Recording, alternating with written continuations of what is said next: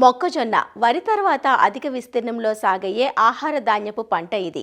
నమ్మకమైన దిగుబడులు, నికరమైన రాబడులు ఉండడంతో మొక్కజొన్న సాగు విస్తీర్ణం ఏటికేటికి పెరుగుతోంది.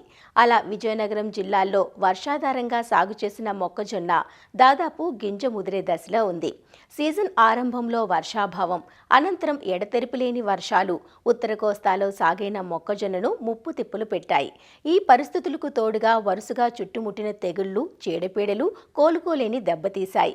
ఈ నేపథ్యంలో వ్యాధుల నిర్ధారణ, వ్యాప్తికి కారణాలు, వాటి నివారణ చర్యలపై అధ్యయనం కోసం విజయనగరం మార్దేరు వ్యవసాయ పరిశోధనా స్థానాలు, పెద్దాపురం అఖిల భారత మొక్కజొన్న పరిశోధనా స్థానం, విజయనగరం ఏరువాక కేంద్రం శాస్త్రవేత్తలు విజయనగరం జిల్లాలో పర్యటించారు.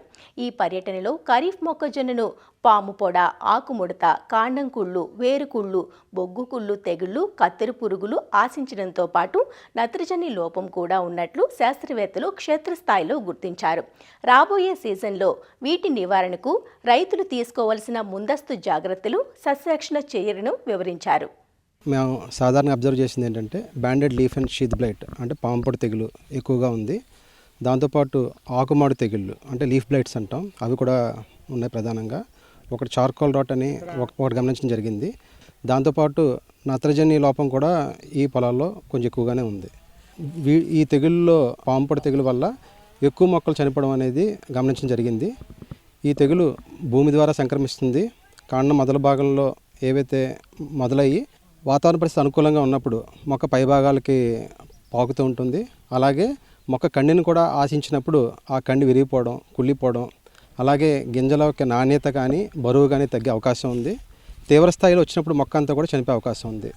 దీని నివారణకు మొదటి స్టేజ్లోనే ఎప్పుడైతే కాండం మొదల భాగం నుంచి ఈ తెగులను గమనిస్తామో పైన ఆకు తొడిమలు ఏవైతే ఉన్నాయో ముందు 3-4 ఇంటర్ నోడ్స్ ఏవైతే కనుపుల మధ్య ఉన్నాయో వాటిని పీకివేయడం వల్ల ఈ తెగులు యొక్క వ్యాప్తిని తగ్గించుకోవచ్చు. అలాగే కండి మీద ఇన్ఫెక్షన్ కూడా చాలా వరకు తగ్గించుకునే అవకాశం ఉంది. ఈ తెగులు సాధారణంగా పంట విత్తిన 30 రోజులు 40 రోజుల్లో వచ్చే అవకాశం ఉంది. కాబట్టి ఆ సమయంలో 30 నుంచి 45 రోజుల మధ్యలో ప్రొపికొనజోల్ కానీ లేదా అజాక్సిస్ట్రోబిన్ ప్లస్ డైఫెనోకొనజోల్ మందు కానీ ఈ మందులు 35-45 రోజుల మధ్యలో 2 సార్లు 10 రోజుల వ్యవధిలో పిచికారీ చేసుకోవడం ద్వారా పాము పొడ తెగులను చాలా వరకు కూడా నివారించుకునే అవకాశం ఉంది.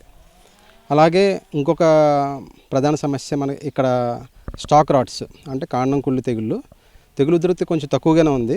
కానీ ఇవి కూడా భూమి ద్వారా ఆశించే అవకాశం ఉంది. కాబట్టి ముందుగా విత్తన శుద్ధి చేసుకోవడం, ట్రైకోడర్మా అనే ఫార్మేషన్స్ ఏదైతే ఉందో అది 10 గ్రాములు 1 కేజీ విత్తనాల చొప్పున విత్తే ముందు విత్తన శుద్ధి చేసుకుని విత్తుకుంటే ఆ తెగులు కొంతవరకు నయమే అవకాశం ఉంది. అలా కాకుండా ముందుగానే విత్తే ముందు ఆఖరి దుక్కులో కానీ ఈ ట్రైకోడర్మా అని బాగా చివికిన పశువుల గత్తంలో దాంట్లో కలుపుకొని 15 రోజుల పాటు ఇంక్యుబేట్ చేసి వృద్ధి చెందిన ట్రైకోడర్మాను కూడా భూమిలో వేయడం ద్వారా కూడా భూమి ద్వారా సంక్రమించే ఈ స్టాక్ రాట్స్ చాలా వరకు కూడా నివారించుకునే అవకాశం ఉంది.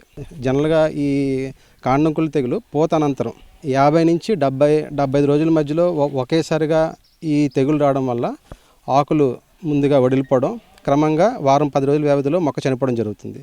ఆ సమయంలో సస్యరక్షణ చర్యలు చేపట్టినా సరే ప్రయోజనం మనకు ఉండదు. కాబట్టి ముందు జాగ్రత్తగా జరిగిన విత్తన శుద్ధి కానీ లేదా భూమిలో ట్రైకోడర్మా వేసుకోవడం ద్వారా చాలా వరకు ఈ తెగులను నివారించుకోవచ్చు.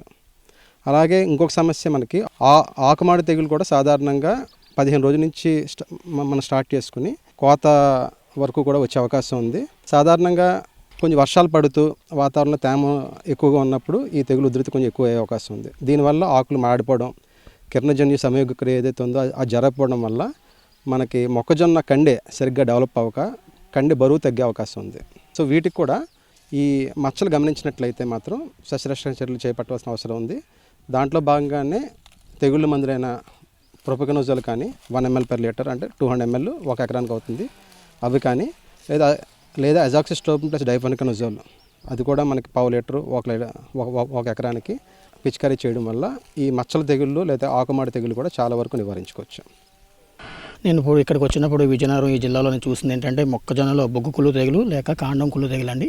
మైక్రోఫెమినా ఫెసిలోనా అనే ఒక శిలీంధ్రం ద్వారా ఇది వ్యాప్తి చెందడం జరుగుతుంది. మీరు చూసినట్లయితే ఇప్పుడు జనరల్గా ఇప్పుడు మన టెంపరేచర్స్ చూసినట్లయితే ఒకేసారి వర్షం పడటం, తర్వాత మళ్ళీ వెంటనే వానలు, ఈ టైప్ ప్రతికూల వాతావరణం ఎప్పుడైతే ఉందో ఆ టైంలో మీరు ముఖ్యంగా ఈ బొగ్గు కుళ్ళు తెగులు, కాండం కుళ్ళు తెగులు చూడొచ్చు. ఆ శిలీంధ్ర బీజాలు కూడా మనం చూడొచ్చు. స్క్లిరోషియాలు ఉన్నాయి. ఆ స్క్లిరోషియాలు శిలీంధ్ర బీజాలు అంటారు. ఆ చార్కోల్ రాటికి అవి ఒక పొలం నుంచి వేరే పొలానికి గాలి ద్వారా కానీ లేకపోతే చాలా తేలికపాటి చిన్న చిన్న కాఫీ గింజల్లాగా ఉంటాయి. సో అవి ఏంటంటే ఈజీగా మనకు ఒక పొలం నుంచి వేరే పొలం నీరు ద్వారా వ్యాప్తి చెందే అవకాశం ఉంది. పంట కాలంలో జనరల్ ప్లాంట్ ఎక్కువైతే స్ట్రెస్ గురినప్పుడు, పంటకి నీరు సరిగ్గా అందనప్పుడు, జనరల్ క్రాప్ స్టేజ్ అంటే క్రాప్ మెచ్యూరిటీ స్టేజ్ ఎప్పుడు గింజలు గట్టిగా అయితే ఉందో ఆ టైంలోనే మీకు జనరల్గా 70 రోజుల నుంచి 80 రోజుల టైంలో జనరల్గా చూడొచ్చు. దీనికి ఎక్కువగా రైతులు చేయాల్సింది ఏంటంటే పచ్చిరొట్టు ఎరువుల్ని మనం బాగా ఎక్కువ దున్నుకోవడం వల్ల నేలలో ఒక బయో ఆర్గానిజమ్స్ కానీ బయో ఫెర్టిలైజర్స్ పెరిగే అవకాశం ఎక్కువగా ఉంటుంది. సేంద్రియ కార్బన్ కూడా, ఆర్గానిక్ కార్బన్ కూడా పెరుగుతుంది. దాని ద్వారా కూడా రైతులు బాగా ఉపయోగపడతారు. తర్వాత వచ్చేటప్పటికి ముఖ్యంగా మనం ట్రైకోడర్మా విరిడి అనే శిలీంధ్రాన్ని బాగా మగ్గిన పశువుల ఎరువులతో కలిపి దీన్ని మనం ఒక 15 రోజులు బాగా నానబెట్టుకున్న తర్వాత మనం పొలంలో వేసుకున్నట్లయితే దీని వరకు ఉపయోగం చేసుకోవచ్చు. ముఖ్యంగా పంటలో రైతు సోదరులు గమనించాల్సింది ఏంటంటే తెగులు వచ్చిన తర్వాత కన్నా తెగులు రాకముందే మనం కొట్టుకున్నట్లయితే చాలా వరకు దీనికి ఉపయోగం. ఎందుకంటే ఈ శిలీంధ్రాలు భూమి ద్వారా వ్యాప్తి చెందుతాయి. అందుకనే రైతు సోదరులు గమనించాల్సిన విత్తన సిద్ధి ఒకటి, మరియు ఇంకోటి ప్రొపిగోనజాల్ 1 ml లీటర్ నీటికి పిచికారీ చేసుకున్నట్లయితే ఈ తెగులు మనం నివారించవచ్చునండి. ఇక్కడ ఏంటంటే మనం ప్రధానంగా హార్వెస్టింగ్ స్టేజ్లో కూడా కత్తెర పురుగు డ్యామేజ్ అనేది అబ్జర్వ్ చేయడం జరిగింది.